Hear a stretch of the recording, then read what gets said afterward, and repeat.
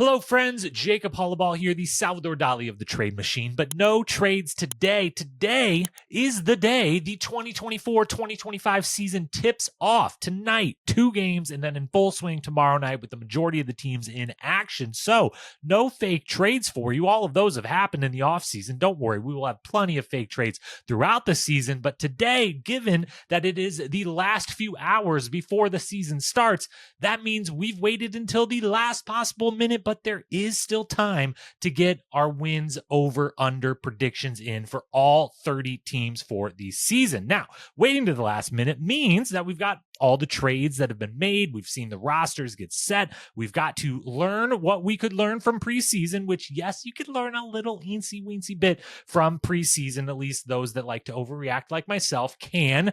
We know any injuries from the preseason. Altogether, we've got the best possible info we can to make our call on who's going over, who's going under, and who's coming close right there in the middle. We're going to make a prediction for all 30 teams for the year. That's what we're here to do today. We will go alphabetical order. We're going to take one side or the other on the wins total, and then at the end, we'll do a quick recap, give our exact seeding predictions for both the Eastern Conference and the Western Conference at season's end, and of course, make a finals and championship prediction. Thank you for being here. You're welcome in advance. For anyone who tails these picks, I'm obviously going to go, I think the goal here is maybe like 24-6. That sounds like a pretty solid win percentage, maybe even a little bit better. So you're welcome if you want to use any of these. Let's dive in.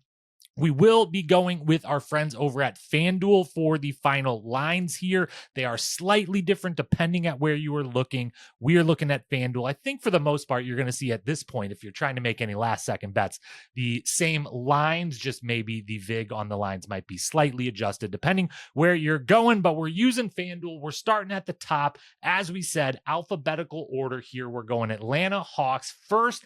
Their over-under is 36.5, and we are starting with a bang. We're starting with an over, and this will be one of our 5 or 6, I think, locks that we are going to have. I think Trae Young alone again in the backcourt is an offense unto himself. I think he's got a lot of young, long, lean, somewhat defensive-minded, somewhat can shoot a little bit guys around him. Quinn Snyder is the coach.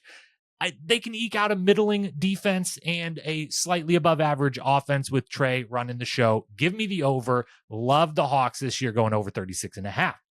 We will put them on the list, and we'll be able to track here as we go using just our little bet slip here. We'll go to the Boston Celtics. And the Celtics, obviously defending champions. We are going under on the Celtics this year. The front court depth really concerns me with Porzingis out for who really actually knows how long, potentially like upwards of the first half of the year. Al Horford's quite old. So while I still think they're battling for the 1 seed, while I still have them as a definite favorite and contender, I think a slight under on the 58.5 is in order. Next up, the Brooklyn Nets. This one, we got to go over 19.5. 19.5 is so low. And while I know they made the trade, they got their pick back. They're in the Cooper Flag sweepstakes. Look at this roster, though. That is a lot of competent professional basketball players, all desperate to prove themselves to another team to trade for them at some point in the season. These guys all are desperate to get the call that, hey, you've been traded to so-and-so who's in second place and is trying to make a playoff run, and you're going to get some minutes off the bench. Schroeder, Thomas, Johnson, Finney-Smith, Claxton, Ben Simmons, dare we say it. So many of these guys are itching to prove themselves. So I think they'll be playing hard for that because of it. And I think the trades this season, while they're one of the best trade machine teams, are going to be happening closer to the deadline. And so I think they're scrapping out some wins early in the season to the chagrin of the ownership and front office, probably, as these guys try to make their way onto a winning team. So we're going over on the Nets. Then we got the Bulls. It pains me to do it. They're my hometown team here, the Bulls, but they're owned by Jerry Reinsdorf, who did at least say he's open to selling the White Sox. Could we do a package deal, Jerry? Could you throw the Bulls in too? Please and thank you. We're going under on the Bulls. The Hornets here, if we keep up with getting the rosters up for us to look at here as well. The Hornets, we're going under as well. The East, we got 5-6 teams that are kind of the bottom dwellers of the East. A couple of them we think will rise. A couple of them will eventually be the teams that lose a serious amount of games given how good the league is at this point. The Hornets, some people like them. I'm not into LaMelo. I'm just really not. So we're going under there. The Cavs, then let's pull up that Cavaliers lineup. We're going over the 48.5 on the Cleveland Cavaliers. Add them to the list there. I believe in Kenny Atkinson. He's been on my Warriors bench here the last few years. He obviously did a great job back when he was with the Nets. I believe in Kenny plus talent. I trust it. 48.5. We're going with the over. Now, here's one of the big ones of the predictions here. The Dallas Mavericks, my next lock that we're going to put in, and we're locking that with the under. And I would say way under. I don't know if we still have the alt win totals available this late in the game within hours of tip-off tonight, but if I could get them, I would take them on the Mavericks. I love Klay Thompson is my favorite player. I am so heartbroken to see him not in a Warriors uniform. I am rooting for him to have a renaissance on the Mavericks. That's all to the side and great. Who's playing defense in that backcourt?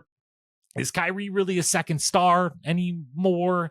Can Luka truly do it all on his own in a Western Conference that got, for the most part, the Clippers notwithstanding, healthier and better again? I think last year's run to the finals was like a mild fluke. I think it was a really good team that maybe it was still very much exceeded expectations. And I think they come back down to earth. 49.5. I think they're close to that number, but I'm taking the under. Then we go to 2 seasons removed champions, the Denver Nuggets. And this one is just purely out of respect for Nikola Jokic. We're going over in 50.5. I don't feel great about it, but I respect the Joker too much to go that he's a 50-win team. I mean, look what he did in the Olympics with Serbia by him by himself with no one, maybe 2 other NBA players with them. We move on then to the Detroit Pistons here, and the Pistons are one of the ones I said earlier with the Hornets. There's that group of team at the bottom of the East. At least one of them has to eventually make the play in there, get that 10 spot. And of all of those teams, I like the Pistons the most. We're going with the over on the Pistons. They've just got one, they replaced one of the worst coaching situations we've ever seen last year. And 2, there's just a lot of young, hungry talent on this team, a bunch of which are, starting to think of second contract, getting those extensions, a bunch of which are starting to think, if I don't prove it now, am I going to get more shots? And I just like a lot of the stuff. I like Fontecchio, weirdly. I like Tobias Harris now that he's not getting paid $35-40 million a year on a team with huge expectations. So I like a lot that's going on here in 26.5. I feel like this is the bottom dweller of the East that, ends up with 34 wins and is competing for that 10 spot in the East. Then we go to my favorite team, my beloved Golden State Warriors. And just look at this roster. Look at this roster. There's a lot of quality professional basketball players. Now, is there a second star after Steph? No, there is not. That is why they are nowhere near a contender. The Paul George, the Lauri Markkanens that they went for this summer, that would have been fun. That would have been great. It didn't happen. So instead, we just put a ton of competent, quality basketball players around Steph, around Draymond. This team is maybe the most dependent on one person in the whole league as far as if Steph is gone, this team falls off quick. But 43.5, I've got to be the homer. I got to go the over. I really think I'm going to enjoy watching this team play basketball all season long. Houston Rockets up next. In that middle of the West, it is so tough in the Western Conference this season. And Houston at 42.5, it seems like they've got so much talent. They've got a great coach. They, came on, and many individual players came on last year. They, as a team, came on a good bit. You'd think that next step in a vacuum seems easy. And 42.5, yes, they can go, just a few games over 500. But it's really tough out there in the West. And not everyone is going to be anywhere near the records that they think they should be, or that in a vacuum and maybe another season in another NBA landscape that isn't so uber talented and uber deep, they would be, be able to hit these numbers. But 42.5 for me, I think the Rockets, this is a slight step back. It's a fascinating group of people that kind of an odd fitting puzzle, and I think it takes another year to sort out. So we're going under on the Rockets. Let's move to the Pacers. I know I have not been keeping up with the depth charts over here for you. I'll try to do a better job of that. The Pacers, 46.5. We're going on the under, and I had this one marked down as an over until the Tyrese Halliburton video, 4:30 in the morning, post club with women in the background congratulating 50 Cent on his residency and saying him and 50. I didn't understand any of it. I didn't understand why he was posting it. It was not an ideal look. I know it's preseason. You go out and do you. There's no problem. You go be at the club, especially in preseason, whatever. It flipped me. It flipped me from over to under. That's all I'm saying. Clippers then.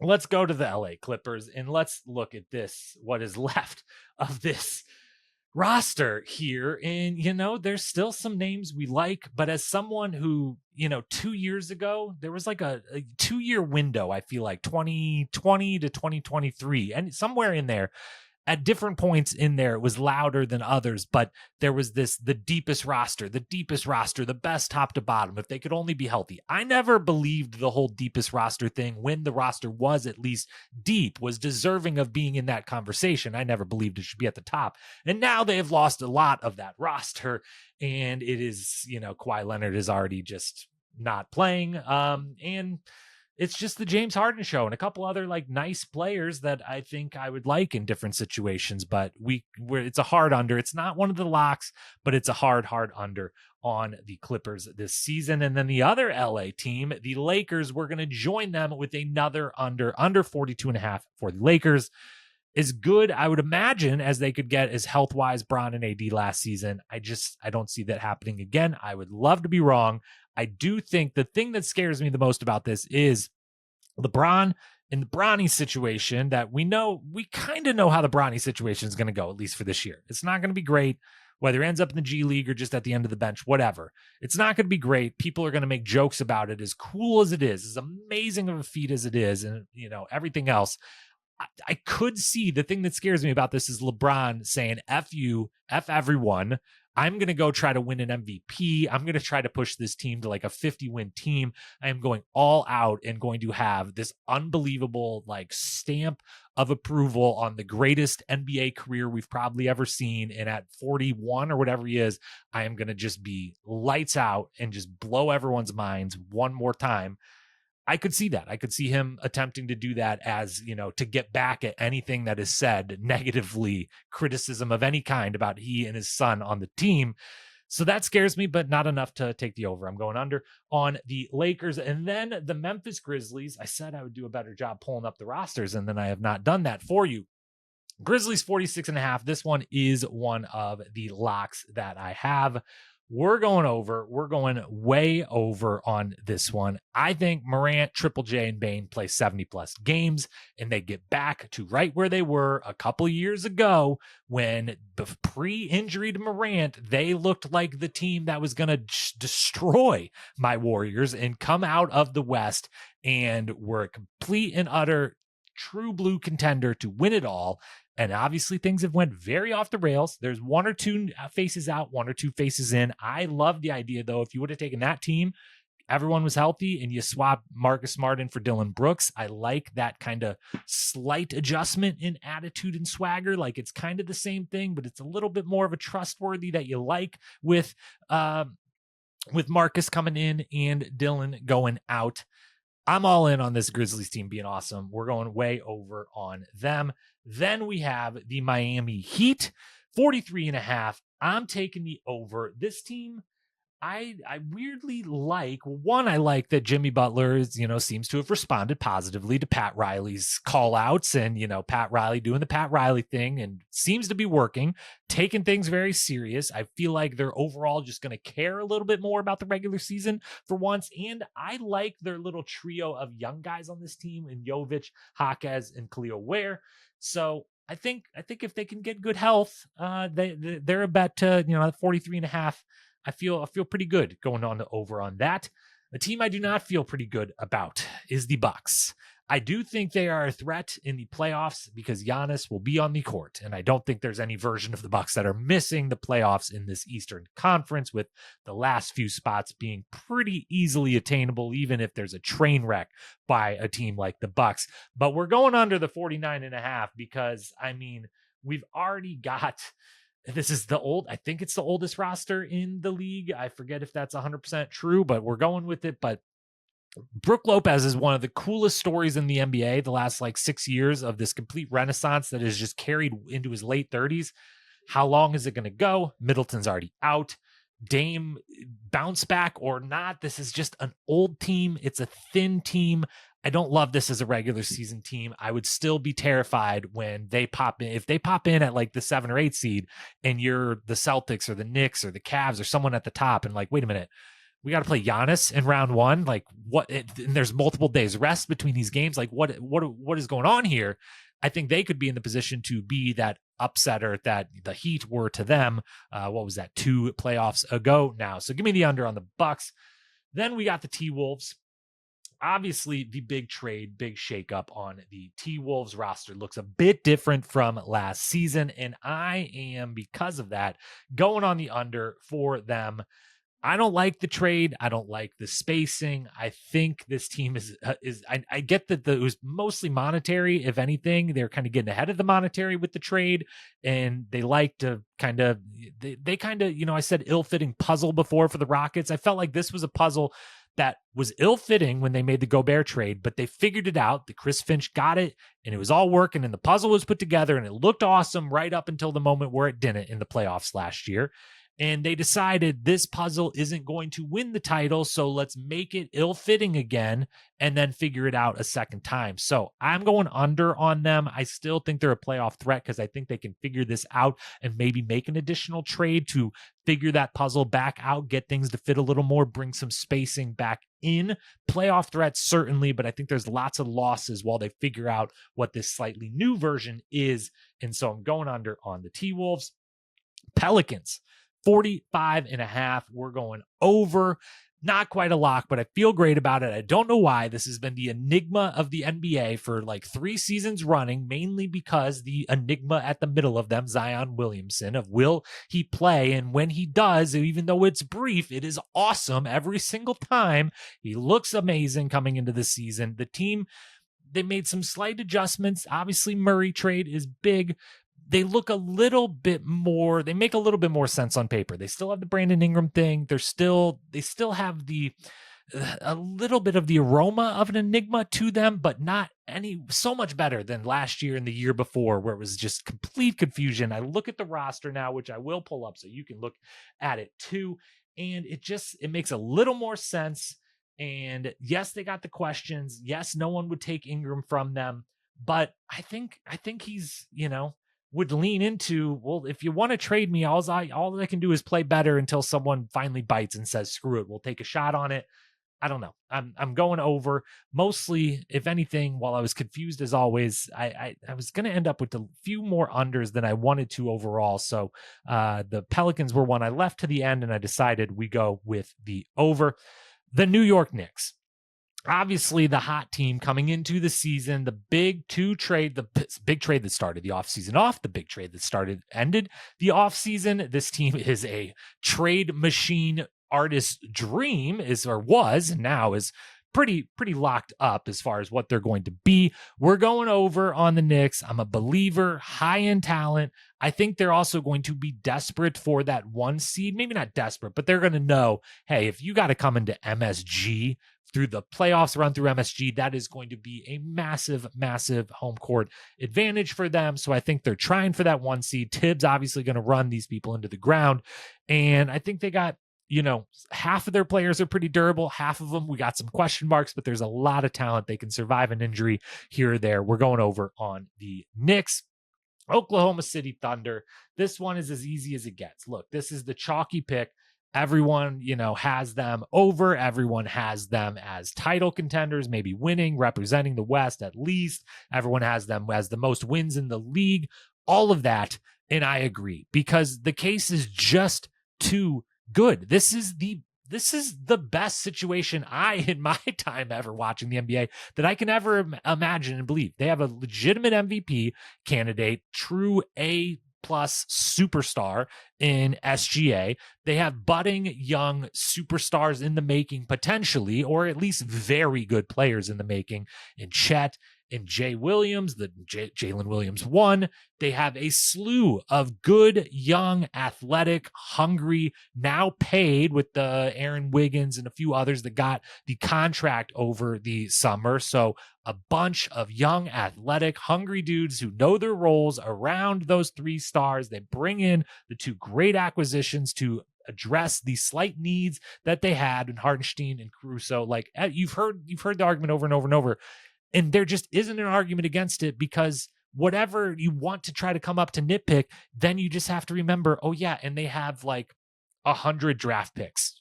And some of them, the Clippers one, for instance, this year's Clippers pick, who I think is going to suck. They could have the fourth or fifth best lottery odds in the Cooper Flag sweepstakes to trade at the trade deadline. And they can go get anyone and everyone they want. Anyone who's available, any good player, any role player that fits a need that might crop up for them, they can go overpay by multiple draft picks and get.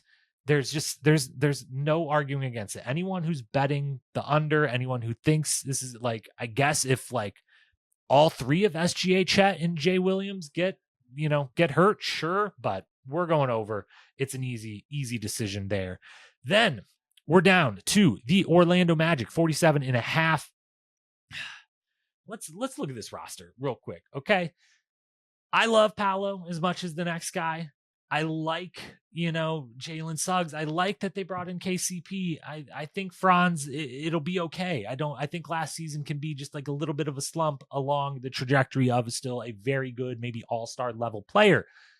But there is very little shooting on this roster. It is going to be congested, and some real good defense can only take you so far. If, rock fights are one thing in the playoffs, like, can get interesting, but in the regular season, it's just, to have that amazing defense every single night takes a real crazy effort. And it's 2024, 2025 season, and we've got very little shooting to show. I can't go over on a team with that construction. So we're going with the under. The 76ers, this should be easy. This is an under. I mean, Paul George, thank goodness, escaped major injury, but we already had the big injury scare there. Joel Embiid is not playing back-to-backs. And they're focused on everyone being healthy for the playoffs, as they should. And so, there's a world where the Sixers and the Bucks, are the 7 and 8 seed in the playoffs, like win the play-in rounds and are the 7-8 seed, and the 1-2 seeds are, what the hell? We have a healthy Giannis and a healthy Embiid. That's who we have to go against. Like, this is complete lunacy, but it definitely can happen. I'm going with the under there. Phoenix Suns, one of my favorite picks of the season. Not quite a lock, but we're definitely going over on the Suns. I love this team coming to the season. I'm a Bud fan. I'm a huge Booker fan. I think we have one last vintage KD season. I think this is a top 3 seed in the West. This is a 50-win team. I'm going over on the Suns. The Trailblazers, not so much. 20.5. I think this is the third lowest of the win total projections this season, and we're still going under on the 20.5. Someone has to suck in the West, and not just suck, but like rarely win a game suck. And I think that's going to have to be just by default, that's going to have to be the Portland Trail Blazers. Like, this is one of those seasons where all the good teams in the middle of the road teams have to look around and be like, hey, we have to take the shitty teams serious, because there's only a couple of them and we have to win. We cannot lose a game to the Trailblazers. That is a death sentence, losing to there's only so many bottom feeders this season. We have to beat those teams. And so I think the Trailblazers suffer because of that. Sacramento Kings, obviously maybe forgotten a little bit more now, had one of the bigger trades of the offseason with getting DeMar in there. I like this team a lot. I think this team is going to score the most points in the league this year. I don't know. I think they were close to, or maybe did that over the last couple of years, but I will take them to have the most points in the league this year. I definitely think there's going to be some 150 to 140 games in the Kings' future, as there has been the last couple seasons. And I just love their end of game with, De'Aaron Fox has been, he won the clutch player of the year, I think 2 seasons ago. He has been very, very good down the stretch. And you add DeMar DeRozan, the bucket himself. It's an easy over for me, 46.5. I think the Kings are going to surprise the people. We can't have any more picks. Okay, let's go back to the top of our list here. We'll take a few off. I guess we're not allowed to run the total. I guess you haven't even been able to see them over there anyways, so might have been pointless that I did that, but we will try to get back on track here for the last few. The Kings over. Can I add it to the list now? Thank you very much. Then the Spurs. I'll pull up the roster, but only one thing matters. I mean, yes, I like the veteran additions they made with Chris Paul and Harrison Barnes, but the only single thing that matters here is Victor Wembanyama. I will take the over on everything Wemby related. Every Wemby over you can give me, I'll go over every single one of them every single time. Could not be a bigger believer and think that it's going to happen even faster than, the fastest expected timeline. So give me that over. Toronto 28.5. We're going under. Back to the bottom of the Eastern Conference here. A couple we like to go the overs. A couple we think are going to have to be the ones that, again, the thing I just said about the Trailblazers, you've got to pay attention to the bad teams because there's only 4 or 5 of them, and you have to win those games when you get them. Whether you're certainly in the West, when you get the 2 games you get versus the Pistons or the Raptors or whoever. You got to go win those. You got to take every game seriously. And certainly then in the East too, jockeying for position. Same thing. I think Toronto, similar to Portland, is on the losing side of that. We're going under. We're also going under the 27.5 purely because I just Danny Ainge can't do this again, right? He cannot do this again. For 2 seasons in a row, it has been they're going to trade a bunch of people. They're going to bottom out. They're going to tank. In 2 seasons in a row, they've got enough good players and they've got a really good young coach. And suddenly they're 500 halfway through the season and they sell a couple parts, not the big parts, but a couple parts, just enough to make sure to get down there and they end up with the 8th pick or whatever they've had the last couple of seasons. He can't do that again, right? He can't. They need a foundational person. They need to be in the Cooper Flag sweepstakes. Maybe they don't trade Lauri Markkanen. Maybe they're just out. They didn't like anything and they're not going to like anything. But Colin Sexton, John Collins, if someone would take him, Walker Kessler, maybe even Patty Mills just for like a second or something out there. I don't know. But he's not going to do it again, right? Danny Ainge is way too smart. I'm going under. And then finally, the Washington Wizards with the lowest over-under win total of the season, and we are going under. 19.5 is way, way, way too many. I think I forget what the record for most amount or least amount of wins is, but I think this team threatens it because they're not good. Their roster is not good at all in a league that is unbelievably talented. And they might have just, early signs are that they might have just whiffed on the second pick. And I think worst record in league history is very much possible. So that is your over-unders. We will go ahead here and put up the full list on the screen. But to recap one more time, we'll just run right through it. Atlanta Hawks 36.5 over, Boston Celtics 58.5 under, Brooklyn Nets 19.5 over, Chicago Bulls 28.5 under, Charlotte Hornets 31.5 under, Cavs 48.5 over, Mavericks 49.5 under, Nuggets 50.5 over, Pistons 26.5 over, Golden State Warriors 43.5 over, Rockets 42.5 under, Pacers 46.5 under, Clippers 35.5 under, Lakers 42.5 under, Grizzlies 46.5 over, Heat over 43.5, Bucks 49.5 under, T-Wolves 51.5 under, Pelicans 45.5 over, Knicks 53, my goodness, 53.5 over, Thunder 57.5 over, Magic 47.5 under, Sixers 49.5 under, Suns 48.5 over, Blazers 20.5 under, Kings 46.5 over, Spurs 35.5 over, 28.5 under for the Raptors, under for the Jazz 27.5, and under for the Wizards 19.5. The locks, Wizards 19.5 under, lock that one in. Oklahoma City Thunder 57.5 over, lock that one in. Grizzlies over 46.5, lock that one in. Warriors homer pick 43.5, over, lock it in. Mavericks 49.5, under, lock it in. And Hawks 36.5, over. So Hawks over, Mavs under, Warriors over, Grizzlies over, Thunder over, and that's it. And Wizards under. Those are your locks. I think that adds up to 16 unders, 14 overs, which is about where you like to be. You don't have to be 15 and 15. It doesn't work out. I think the ones that are going to go over are going to go over by a good solid margin, and a lot of those unders are going to be real close there, like a Celtics-esque one where it's like, yeah, they're going to win 55, and that's going to be fine, but that is an under. So that is your picks. Let's quickly go then what that translates to standing wise. I think in the East, the Knicks will get the top seed, Celtics second, Cavs third, Heat fourth, Sixers fifth, Hawks sixth, Bucks Magic in the 7 and 8, Pacers and Pistons making that play in at the 9 and 10, Bulls, Hornets, Nets, Raptors, Wizards missing, and instant lottery balls for them. In the Western Conference, the Thunder will take the top. I think they have the most wins in the league. I'm going chalk with that again. The argument is just too good to go against.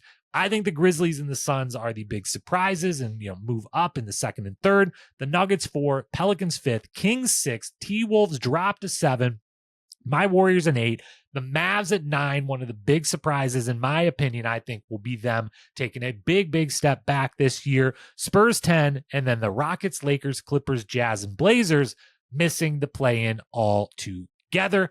As a finals prediction, I will take the Thunder over the Celtics. Again, totally chalky selection, but same as the Thunder arguments, I feel similar about the Celtics of just, it's too, yes, I can see what if Kristaps doesn't play the whole year and Al Horford's that old? They've got a big gaping hole in the front court with not a lot of maneuvering to fill it. They still have Tatum and Brown and Holiday and White, and those four, and that coaching and everything. It's just so sound and so good. And I believe in it. I want to believe in the Knicks. I definitely I would be rooting for the Knicks to make it. I just think it would be so cool to watch. And I'm definitely still a long-standing Tibbs fan. But I'm taking the chalk. I'm taking Thunder Celtics, and I'm taking the Thunder to win it all. Those picks, again, they can go, they might have the best roster right now, and they can go get literally anyone they want to add to it without depleting anywhere near depleting, barely touching, scratching the surface of their resources they have at their disposal. So they've got one of the best situations I can remember. I think they could, after one more trade, end up with one of the best teams we've seen in recent memory, put out there on the court for a finals run. That's the pick. Those are the over-unders. That's all heading into the season. And that's it for today. I will be back with plenty of fake trades as we work our way throughout this season. And certainly when we get a little closer to the deadline, turns over into the 2025 calendar year, we'll have tons and tons of fake trades for you. We'll have some additional coverage, opinions popping in here and there. Plenty coming down the road. Make sure to subscribe if you haven't. Enjoy the 2024-2025 season. And that's it.